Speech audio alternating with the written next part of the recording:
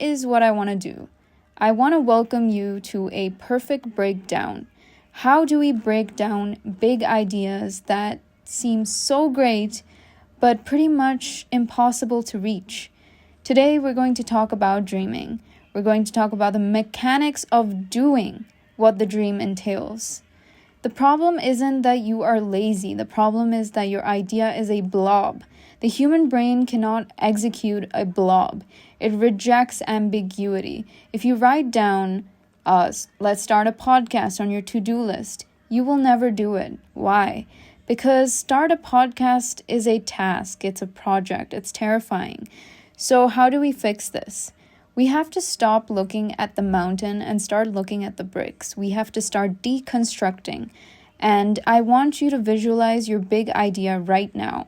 Hold it in your head, and now we're going to run it through a 3-step filter to turn that abstract thought into a linear script. Step 1 is what I call high-resolution visualization. Most people stop at the dream.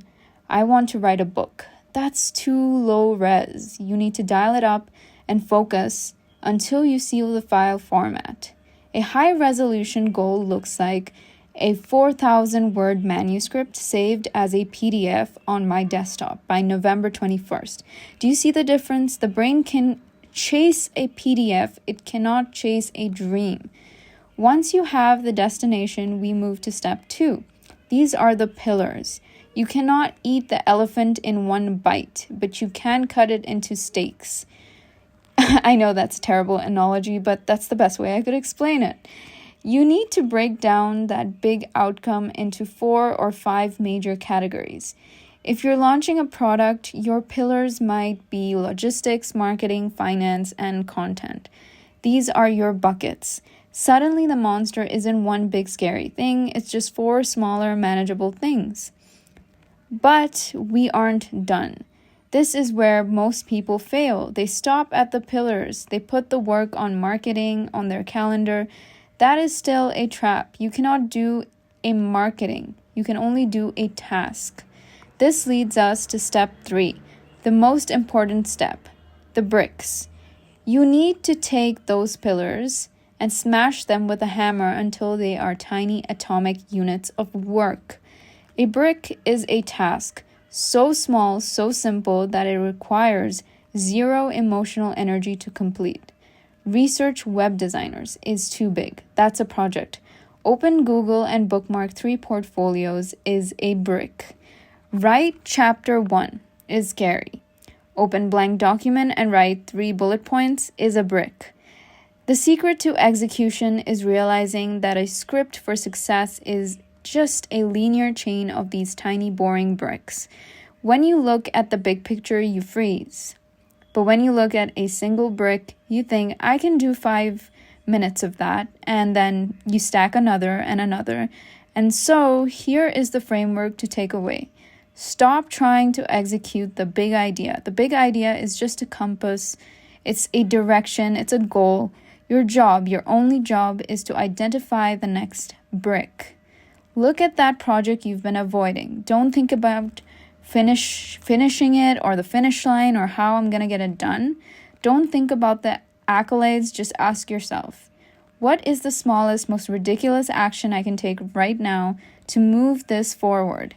Find that brick, lay that brick, and then finish it.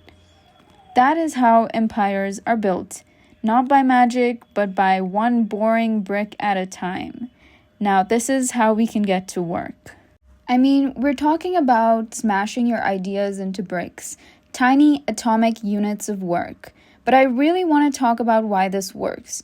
Why does breaking down actually get you to the finish line? When willpower fails, your ideas seem to never get through. How does this connect to that buzzword we all hear, manifestation? Let's get surgical about the strategy of brick making. The first rule is radical clarity. Most people walk around in a fog of I kinda want to get it done, it kinda is a good idea, and I kinda want to start a business. The human brain views kinda as a threat. When a goal is vague, your amygdala, the fear center of your brain, hits this panic button. It sees the unknown and it freezes to keep you safe. When you define a brick with an extreme clarity, you turn off the fear response. Work on the presentation is very vague. It's scary. Open PowerPoint and paste the sales data into slide 4 is safe. It's structured. It may be boring, but because it's boring, you will actually do it.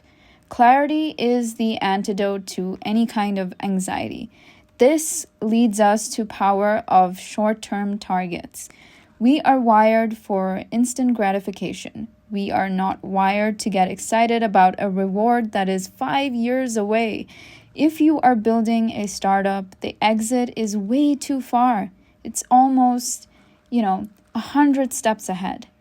And when you wake up on a Tuesday morning and you're tired, you need to start manufacturing micro wins.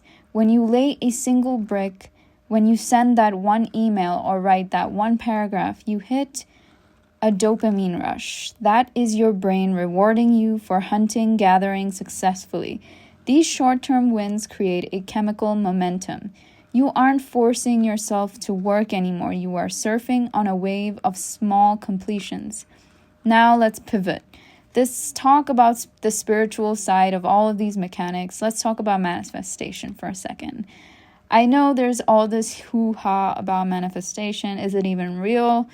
Well, there's a lot of misconceptions that manifestation is just sitting on a couch, closing your eyes, and wishing for $1 million. That is not manifestation. That is absolutely delusional. Think of it in this way. You are asking the universe or a luck or the market to send you a massive amount of energy. Maybe it's a big client, a viral moment, or a new relationship.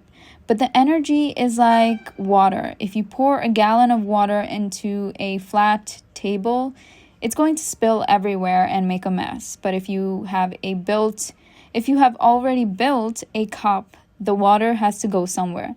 So laying the brick is you building the cup. When you show up every day and lay a brick with intent, you are sending the universe a signal.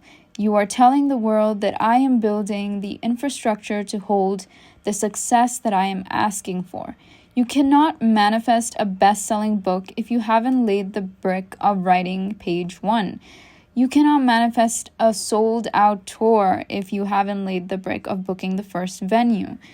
The magic doesn't happen in the dreaming. The magic happens in the mundane, boring things of life.